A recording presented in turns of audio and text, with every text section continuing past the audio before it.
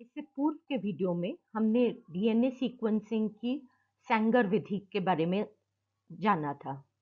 आज हम बात करने वाले हैं डीएनए सीक्वेंसिंग की ही एक अन्य विधि के बारे में, जो है मैक्सम गिलबर्ट सीक्वेंसिंग, या जिसको केमिकल डिग्रेडेशन मेथड भी कहते हैं फॉर डीएनए सीक्वेंसिंग।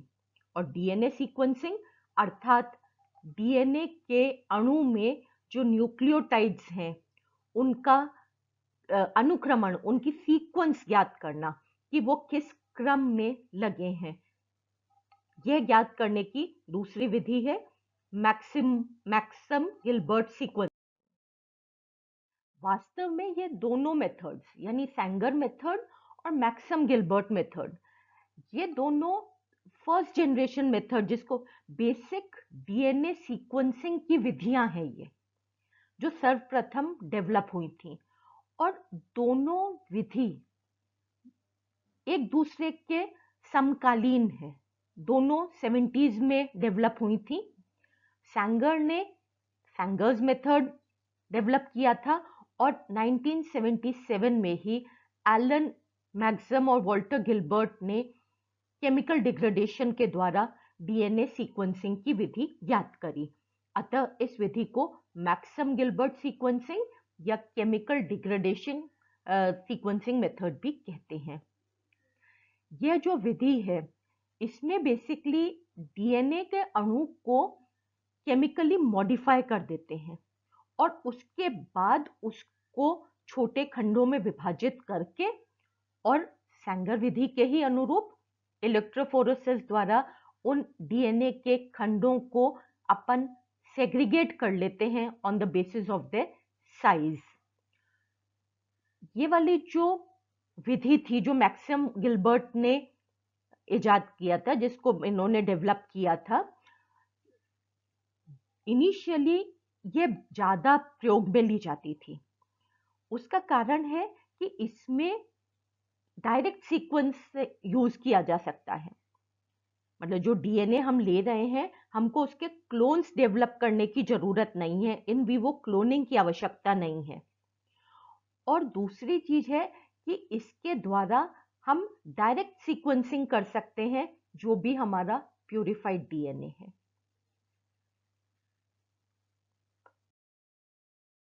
इस विधि में सर्वप्रथम हम डीएनए का अणु लेते हैं और उसको डीनेचर करते हैं। डीनेचर करते हैं वही high temperature 90 degree centigrade, and because of that high temperature single stranded DNA molecules में वो या डीएनए चेन में वो परिवर्तित हो जाता है। अब इस सिंगल स्ट्रैंडेड डीएनए का जो अपने मॉलिक्यूल हैं या स्ट्रैंड्स हैं, जो उन स्ट्रैंड्स को हम लेबल कर देते हैं एट द 5 प्राइम एंड। और इनिशियली इस लेबलिंग के लिए हम यूज किया था मैक्सम गिलबर्ट ने हमारा radio active phosphate, that is P32 के द्वारा इसके जो 5 प्राइम एंड पे फॉस्फेट है उसको लेबलिंग कर दी गई। Instead of the normal phosphate, the radioactive phosphate was used at the 5 prime end. अब इसके बाद हमको यह पता चल गया कि इसका सिरा 5 प्राइम सिरा कौन सा है। इसको बीच में क्लीव किया गया, तोड़ा गया, यानी इसके फॉस्फोडाइस्टर बंध तोड़े गए।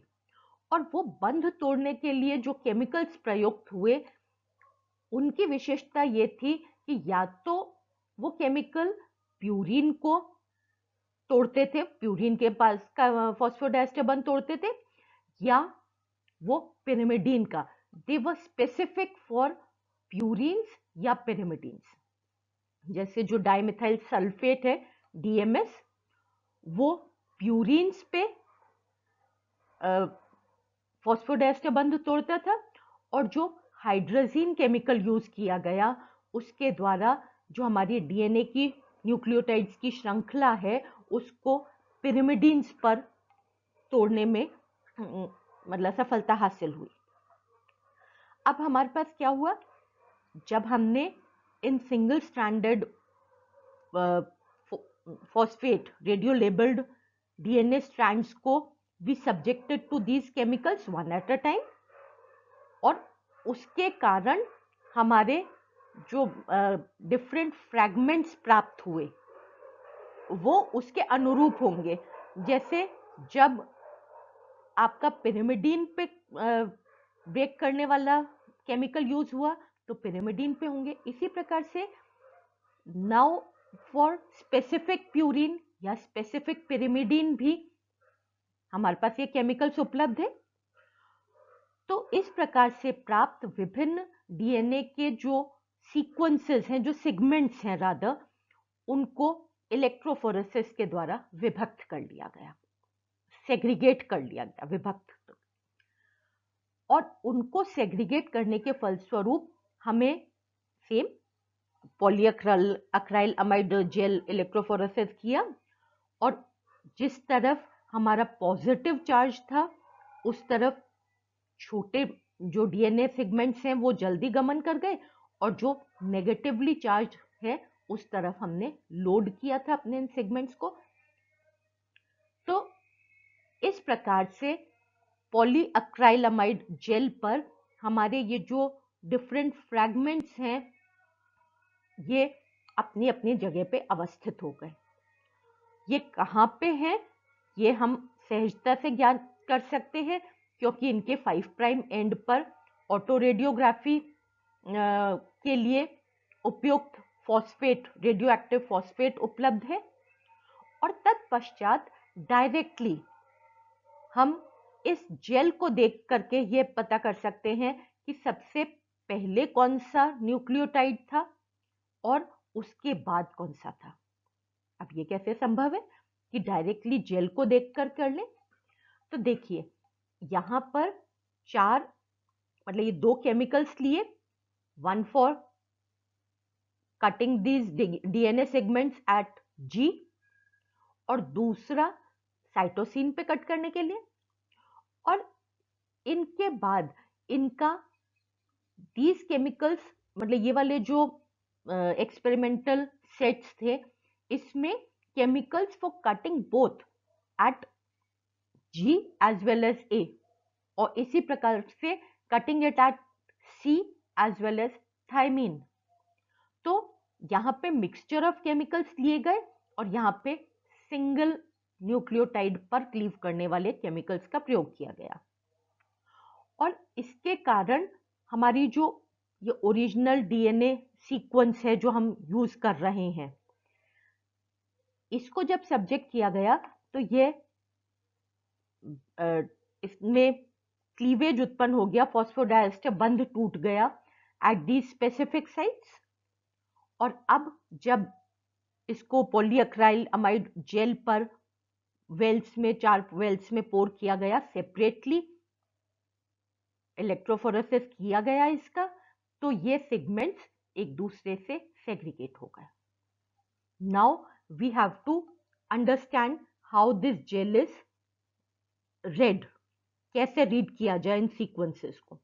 तो देखिए इस पॉइंट पर सिर्फ इस वेल में आपका ये सेगमेंट नजर आ रहा है या रेडियो एक्टिवली लेबल्ड स्पॉट नजर आ रहा है जिसमें ए और जी है, अर्थात ये वाला आपका ए या जी हो सकता है। लेकिन अगर ये जी होता तो इस वेल में भी यहाँ पे रेडियो एक्टिव लेबलिंग हो रही होती, क्योंकि यहाँ पे रेडियो एक्टिव लेबलिंग नहीं है जो जी के लिए स्पेसिफिक है, अर्थात हमारा पहला वाला ये जो न्यूक्लियोटाइड है दैट इज ए। इसी प्रकार से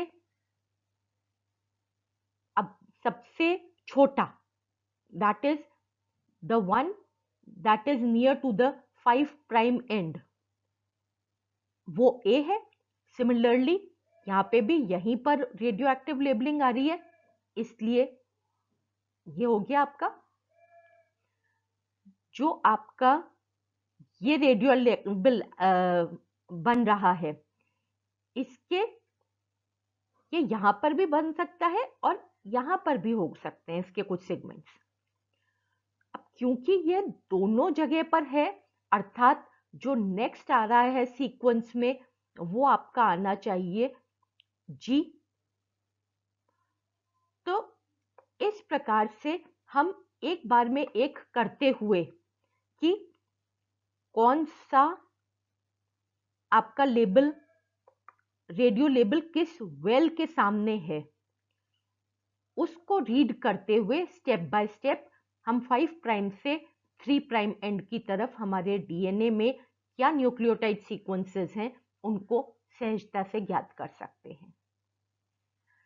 तो इस प्रकार से मैक्सिम गिलबर्ट जो मेथड है उसमें हमको डीएनए की क्लोनिंग भी नहीं करनी पड़ी, और जो भी हमारे डीएनए के सेगमेंट्स हैं उनको स्पेसिफिक पॉइंट्स पे क्लीव किया, लेकिन उनको हमने डायरेक्टली रीड कर लिया।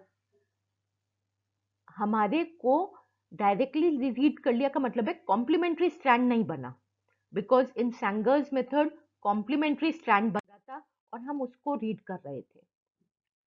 तो ये मैक्सिम गिलबर्ट मेथड, ऑल्दो ये सहज था, इनिशियली ये ही ज्यादा प्रयुक्त होता था, बट लेटर ऑन इसका प्रयोग कम हो गया और आजकल इसका प्रयोग नहीं किया जाता है। It is of historical importance. The reason being कि जो आपके डाइमिथाइल सल्फॉक्साइड हैं या डाइमिथाइल सल्फेट हैं या हाइड्राजीन हैं, that is different chemicals which are used to cleave this DNA segment. They are mutagenic, they are neurotoxic substances। और हम रेडियो एक्टिव पदार्थ का भी यूज कर रहे हैं, ऑल्दो रेडियो एक्टिव लेबलिंग की जगह लेटर ऑन फ्लोरेसेंट लेबल्स भी यूज हुए, लेकिन उसके क्लीवेज के लिए तो न्यूरोटॉक्सिक केमिकल्स का प्रयोग किया जा रहा था।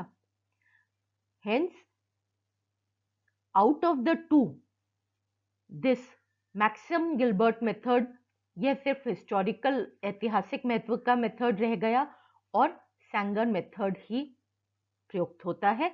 और आजकल डीएनए सीक्वेंसिंग के नए मेथड्स आ गए, shotgun sequencing method, then your primer walking. तो इस प्रकार से इसलिए हम कहते हैं ये दोनों मेथड फर्स्ट जनरेशन मेथड्स हैं डीएनए सीक्वेंसिंग की। With the advancement of technology बहुत से नए मेथड्स आ गए हैं जिनके बारे में हम ग्रेजुअली एक एक करके जानकारी हासिल करेंगे।